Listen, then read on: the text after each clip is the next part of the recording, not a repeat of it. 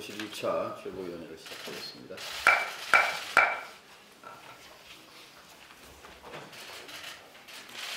네, 명절 이제 다가오는데요.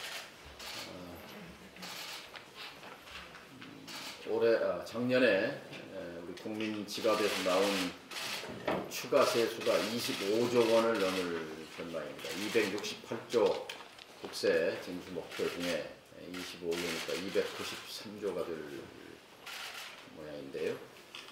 2001년 전에는 23조가 더 거쳤고, 또 1년 전에는 20조가 더 거쳤고, 3년 연속 20조, 23조, 25조. 장사는 안 되고 경기는 바닥인데 세금은 20조, 23조, 25조 더 걷고, 거기에 20%가 담배세입니다. 담배세. 7조 거치던 담배세가 작년에 12조, 5조를 더 걷었는데요. 이 5조는 중하위층 우리 서민들의 주머니를 턴 세금이 5조가 더 거치는 겁니다.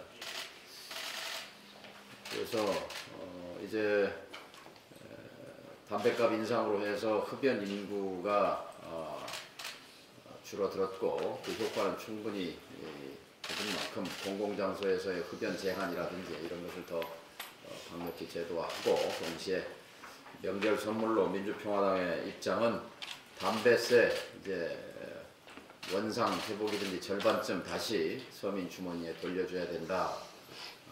이런 말씀드립니다. 25조면 1인당 50만 원씩 부과되는 셈이고요. 담배 피는 분들은 한 달에 6만 원씩 더 지금 부담을 하는 셈입니다.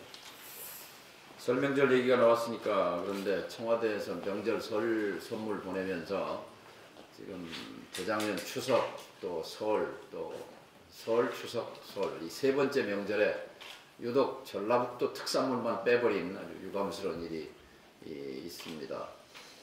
경남, 경북, 충남, 충북, 강원 다 지역 특산물로 선물을 보내면서 어찌 전라북도만 그렇게 특산물이 없는지 이해할 수가 없습니다. 제가 알기로는 전북에도 이강주, 복분자주, 순창 고추장, 곰소 젓갈, 군산 박대, 뭐 헤아릴 수 없는 많은 특산물이 있는데 실수라고 보기에는 좀 유감스럽습니다. 유감을 표하고요.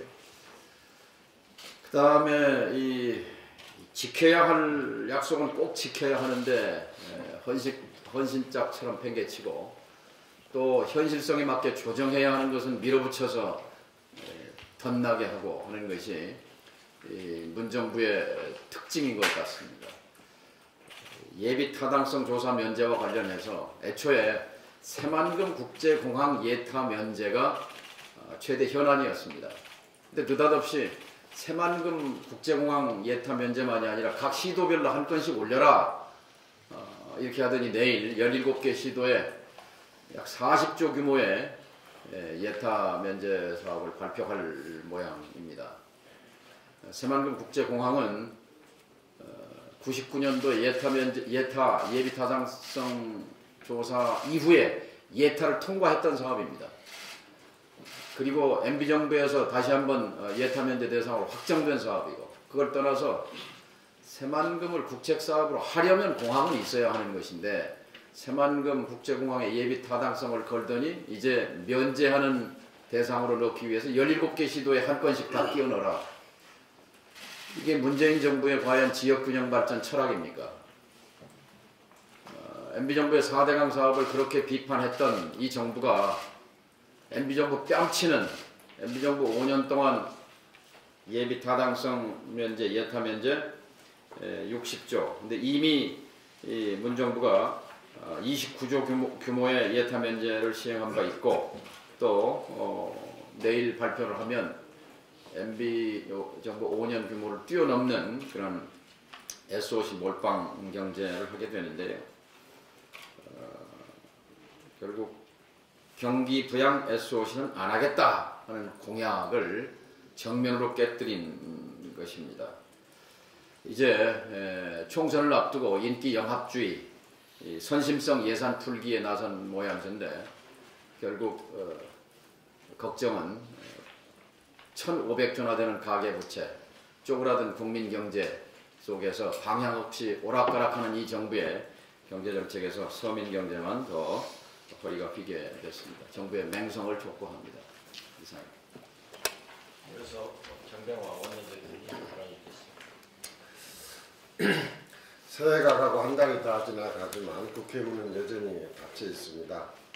여당은 연이은 악재 때문에 국회를 열기 거부하고 제1야당은 선거제도 개혁안은 제시하지도 않는 채 어설픈 단식으로 정치를 희화화하고 있습니다.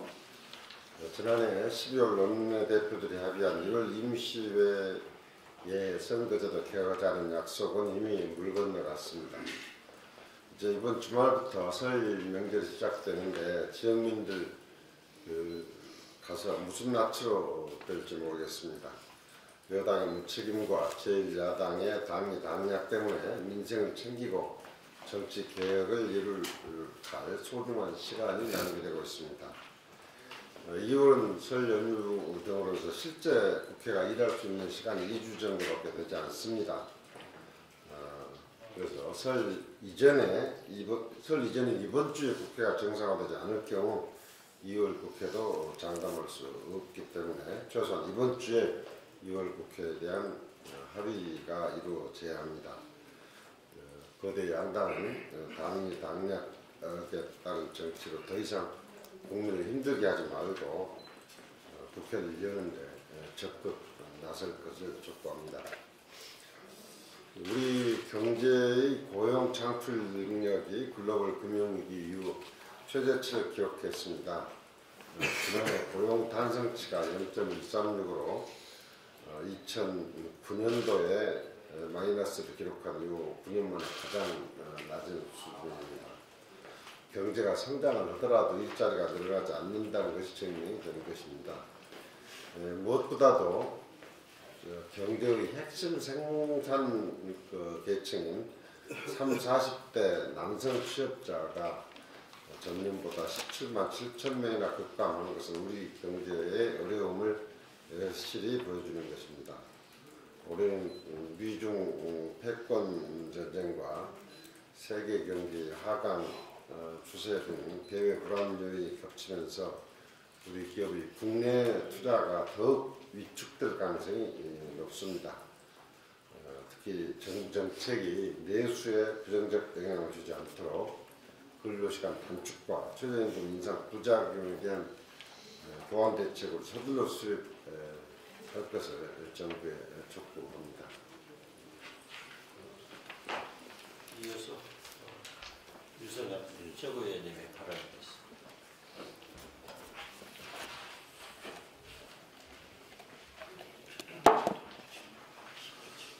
지난 금요일 축구를 보시면서 안타까워하신 분들이 많으셨을 겁니다. 아시안컵 8강에서 카타르를 만나 최선을 다했지만 아쉽게도 1대0으로 지고 말았습니다. 선수들을 탓하고자 하는 것은 아니지만 왜 졌는지 알아야 더 나은 내일을 기대할 수 있을 것입니다. 패배의 여러 요인 중에 하나는 지나치게 스타 플레이어에만 의존하는 경기 방식입니다. 한 선수가 컨디션이 안 좋다고 해서 경기를 진다면 그것은 강팀이 아닐 것입니다. 당장 눈앞의 승리를 위해 한 선수에게만 투자와 기대를 집중한다면 장기적으로 봤을 때 약팀이 될 수밖에 없습니다. 지금의 대한민국이 그렇습니다. 내일 정부는 각 지자체에서 올라온 30개의 애타면제 요청 사업에 대해서 대상 사업을 선정해 발표하겠다고 합니다. 이를 두고 시민단체와 언론에서는 선심성 예산이다, 총선 대비용이다 하면서 많은 우려를 표하고 있습니다. 올바른 지적입니다. 그러나 우리는 좀 더 넓게 봐야 합니다. 왜 지자체는 예비 타당성 면제에 그토록 목매는 것일까요? 단순히 그들이 국가 예산을 낭비하고자 그러는 것은 아닙니다. 그만큼 지방에서 에타 제도를 통한 대규모 국책 사업이 통과되기 어렵기 때문일 것입니다. 물론 예비타당성 제도 자체의 문제는 예비타당성 제도 자체에 있습니다.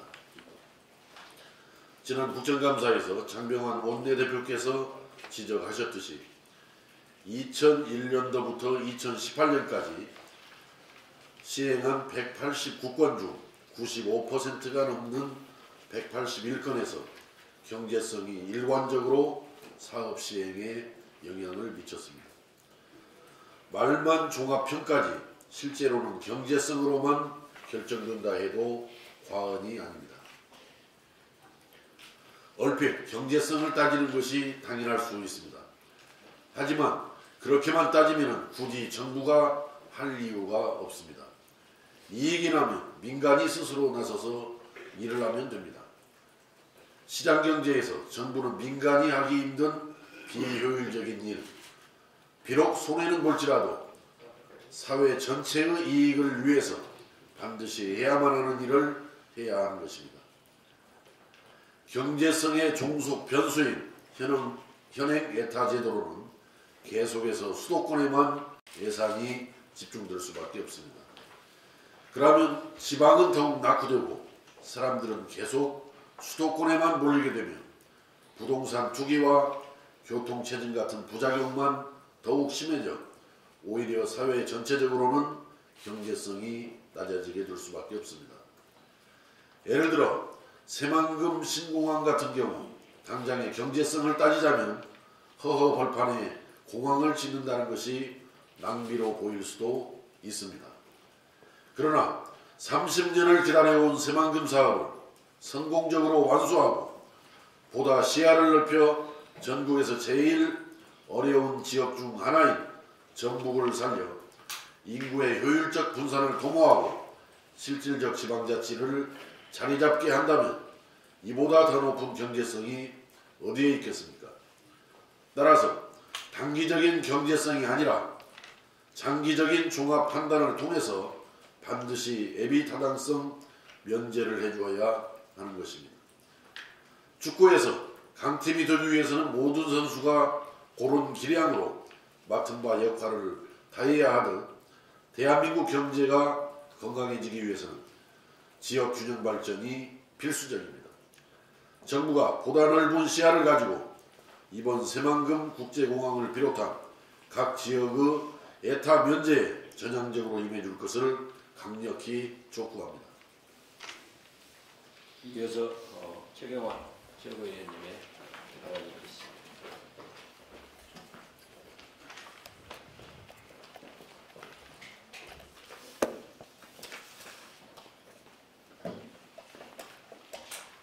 예, 더불어민주당과 자유한국당의 정쟁이 갈수록 점입가경입니다. 기득권 거대 양당이 주거니 받거니 국회를 파행시키면서 정쟁만 부추기고 있습니다. 국민은 없고 오직 자신들의 정치적 이득만을 위해 국회 일정을 볼모로 삼고 있습니다. 전형적인 구태 정치입니다. 특히 더불어민주당은 국회가 무수당해도 청와대 편들기에만 급급합니다. 제1야당인 자유한국당은 가짜 단식쇼로 조롱거리가 되고 비난을 자초하고 있습니다. 민주당은 제철 만난 듯이 한국당을 조롱하고 있습니다. 민주당의 최근 행태를 보면 민주당이 집권 여당인지 집권 야당인지 모르겠습니다. 전국 운영, 국회 운영의 구상과 전략은 전혀 찾아볼 수 없습니다. 집권 여당으로서 국회를 정상화시키기 위해 대화하고 설득하려는 모습은 찾아볼 수 없습니다. 자유한국당은 계속 자극해서 2월 국회를 파행으로 몰아가기 위해 유도하려는 모양새입니다. 대통령의 여야정 국정상설 협의체 정상화 운영 약속은 어디로 갔습니까? 청와대와 더불어민주당은 민생계약 법안 처리를 포기한 것이 아니라면 국회를 정상화시켜야 합니다. 싸우더라도 국회를 열어서 싸워야 합니다. 기득권 양당은 즉각 국회 정상화에 나설 것을 촉구합니다. 문재인 대통령께서 추천된 5.18 조사위원 자격심사를 철저히 좀 해야 합니다. 지난주 24일에 국회가 추천한 5.18 진상조사위원 명단이 청와대로 이송됐습니다.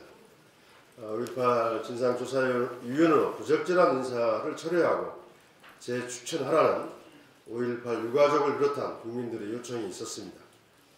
그렇지만 자유한국당은 추천된 인사를 그대로 밀어붙였습니다.